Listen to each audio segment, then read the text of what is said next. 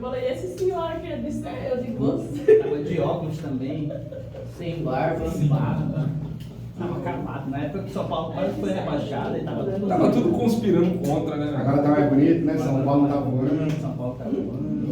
Mas eu dizia, então, agora que vocês estão devidamente servidos aí, eu dizia das metas, né? Do pensar grande demais e tal. Tudo tem prós e contras, né? Eu não estou aqui dizendo que essa é uma forma de pensar que é errada e tal. Estou trazendo tão somente a minha, né?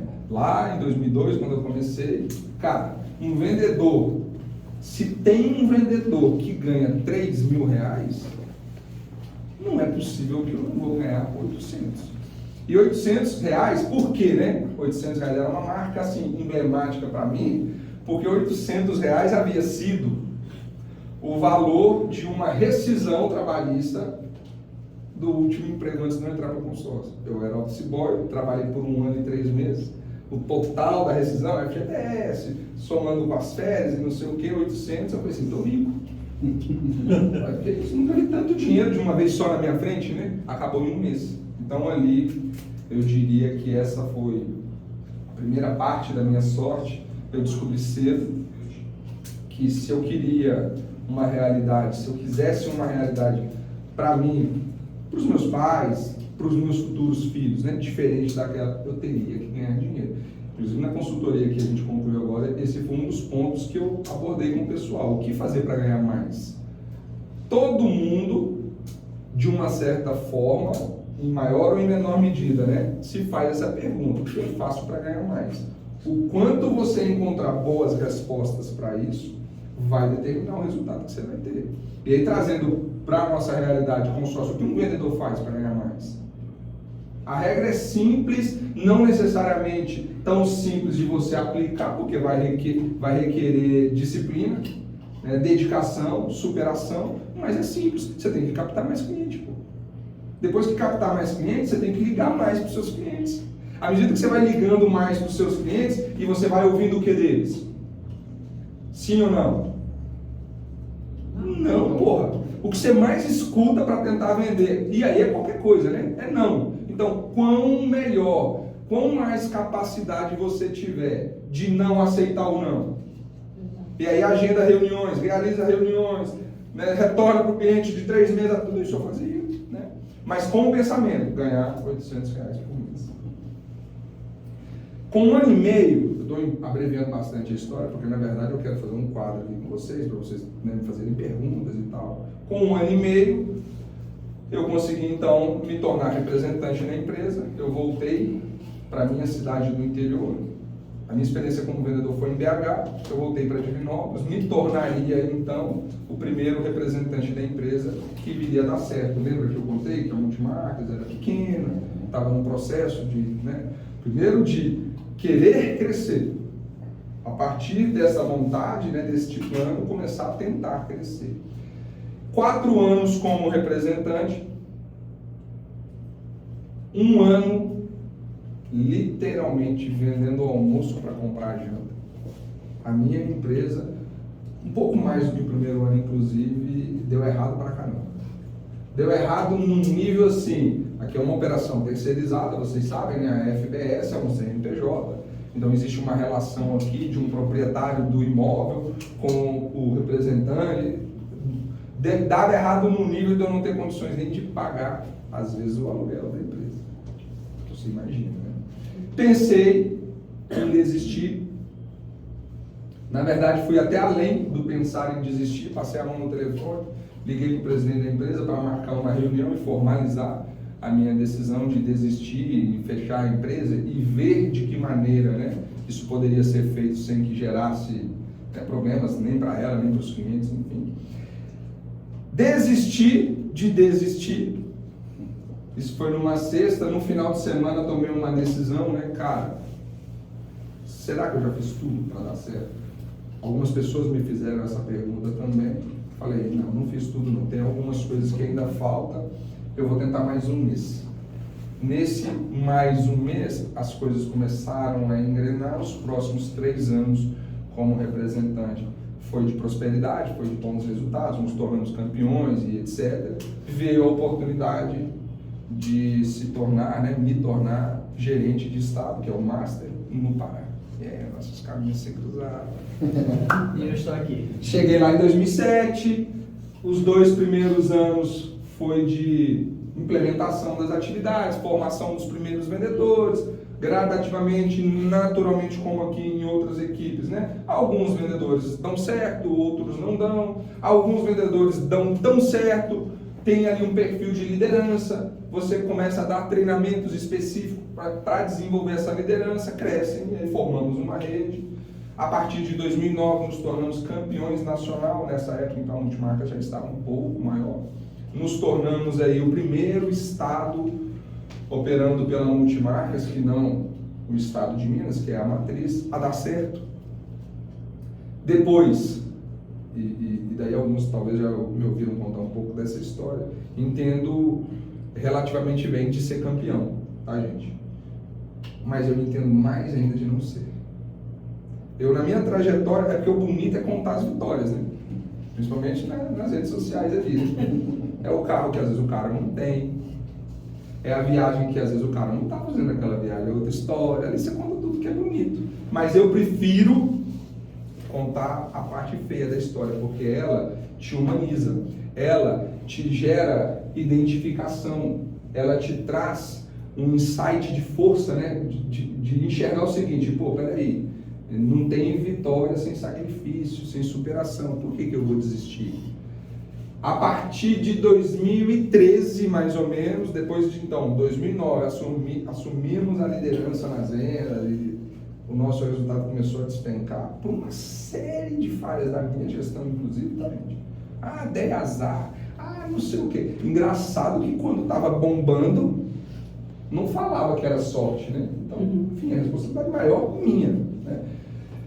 Cara, de estado campeão de vendas, em alguns períodos, a estado um dos últimos colocados em vendas. Foi um processo, então, de reconstrução da operação, de voltar a formar, né? Entender onde erramos e acertamos lá atrás, na formação dos profissionais, dos líderes e tal. Final de 2013, início de 2014, inclusive é o ano que nasce, não sei se vocês já ouviram falar, o programa Talentos. Foi em 2014 que eu formei a primeira turma. Cara, eu não vou mais dar a oportunidade para ela se tornar líder e depois prepará-la. E depois ajudá-la. Eu vou preparar antes. E aí foi a criação, então, desse curso de formação de líder que o Fabrício deve ter formado o quê? Em 17. Começou a retomada do crescimento. Em 2016, então, surge um Fabrício, surge outros nomes que alguns de vocês hoje, quem sabe, veem, inclusive por aí, né? Como líderes, como representantes, enfim. Chegamos em 2017 em São Paulo, para esse que, sem dúvida alguma, foi o maior e o mais difícil desafio de todos. São Paulo é um estado, quem é paulista aí? São Paulo é um estado que quem é paulista e reclama não sabe o que está falando. Vocês tinham que fazer um giro no Brasil afora, conhecer o Nordeste, conhecer o Nordeste. Vocês não conseguem ficar ricos em São Paulo, desculpa. Às vezes a gente fala algumas coisas que doem, né? Mas não é a dor que constrói. O problema é vocês. São Paulo vende mais tudo. Qualquer ramo, qualquer área que você for pesquisar, você vai ver. É uma empresa que atua nacionalmente? Provavelmente a operação mais produtiva está em São Paulo. Você precisa entender isso, não só para você se motivar, mas para você respeitar. A primeira vez que eu tive, não vou falar claramente oportunidade de vir para São Paulo, porque acho que não foi, mas foi especulação, né? A primeira conversa com o doutor, em 2011, eu vim para um CONAC, que olha que coincidência, foi em Campinas, como será novamente agora esse ano, né? Lá em Campinas, terminou o congresso, nós viemos para São Paulo, eu e alguém do time, deixa eu conhecer, deixa eu ver se eu moraria aqui, cara, um dia eu falei, cara, eu não moro nessa porra aqui nunca. Mas também fui ficar hospedado lá no centro, aqueles hotéis esquisitão, aquela bagunça, aquela coisa, aí eu só via pedra para todo lado, aí eu só lembrava daquela música, Selva de Pedra, não sei o que, por isso, né? Não conhecia as áreas mais bonitas e tal, beleza. Mas tinha um outro ponto ali também. Alguns podem falar que assim como quando vendedor, né? Ah, você pensou pequeno, talvez ali nesse momento eu possa ter pensado pequeno de novo, mas eu acho que não, eu acho que eu fui humilde. Eu enxerguei o seguinte, São Paulo tem 70% das administradoras de consórcio do Brasil. Reduziu agora, o Banco Central liquidou mais 2 empresas, tá? Então acho que de 130 e poucas já baixou agora para 120 e poucas. Destas, 70% tem operação aqui. A pergunta é, qualquer mané vai se criar aqui? E aí, eu humildemente, eu acho que ainda estou meio mané, eu preciso melhorar muita coisa e tal. Tanto no aspecto financeiro, quanto até na minha formação. Eu não quero que esse exemplo seja motivo, né, de mais complexo, caso alguns de vocês tenham, não é isso? Pelo contrário, eu quero que seja para encorajá-los, por 2 aspectos. Primeiro, você trabalha numa área que ainda, não sei se isso vai mudar, ainda não tem grandes exigências no que diz respeito ao seu nível de instrução. Esse era o meu caso. Até aqui, boa parte da história que eu contei para vocês é a história de um cara que, no que diz respeito à academia, a estudos, tinha apenas o ensino médio incompleto. Você manja isso? Então, eu gerenciando uma operação de um estado, naquele momento, lá em 2011, ainda líder de vendas, a minha formação era ensino médio incompleto. Eu entendia que para São Paulo, eu acho que tinha que ser diferente. Então é isso. Minha formação precisava melhorar, eu precisava ter mais dinheiro para entrar nessa operação, tendo em vista que a operação é terceirizada, né? Não é a empresa que chega aqui e monta, o que eu prefiro, né? Terceirizado. E aí foi onde então eu concluí o meu ensino médio, entrei para a faculdade, e aí, quando cheguei aqui em 2017, a partir de 2018 fiz a minha pós em finanças. E aí o resto é um pouco da história que vocês fazem parte dela. Hoje, o estado de São Paulo é o estado que vende mais para a administradora, retém mais essas vendas para a administradora, é o estado que coloca mais margem de contribuição para a administradora, que é quando você pega o faturamento e tira todos os gastos variáveis atrelados a esse faturamento, que sobra para a administradora. Enfim, somos aí referência para a empresa. Ao longo de todo esse período como Master, eu tenho um orgulho muito grande de poder dizer, não sou lógico perfeito, não tomei só decisões, né, 100%, né, de qualidade, mas eu acho que eu talvez não mais acertei do que errei, mas eu acertei em pontos chaves, né, que é principalmente esse o caso. Quem é o vendedor ou líder, né, numa representação que eu vou chancelar realmente se tornar um representante meu. Eu a partir da experiência, né, da vivência, eu desenvolvi métodos para treinar, para avaliar, que me permitiram ter uma taxa de êxito tão boa que hoje, se você chegar, por exemplo, na operação do Ceará, o Master foi meu representante no Pará.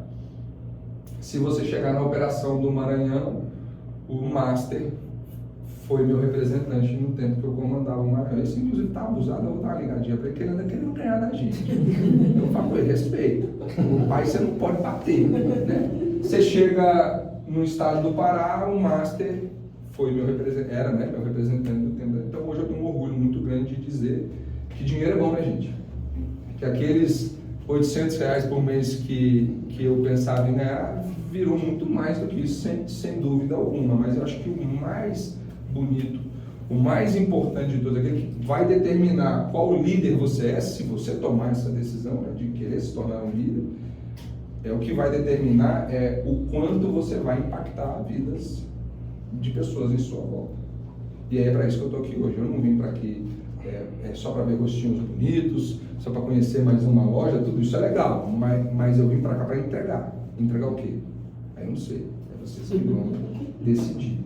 Eu tenho um conhecimento de skin in the game, né? De anos e anos de pele em jogo, o que quer que seja. Nós vamos depois para um almoço, ainda vamos fazer, de novo, não sei se vocês já viram algumas postagens aí na minha rede social, porque quem não me segue também, né? Não tá nem aí para nada. Que eu chamo de destrava. eu chamo de destrava, né? De onde vem essa ideia, destrava, né? São momentos em que os meus gestores, né, têm a oportunidade de, né, conversar mais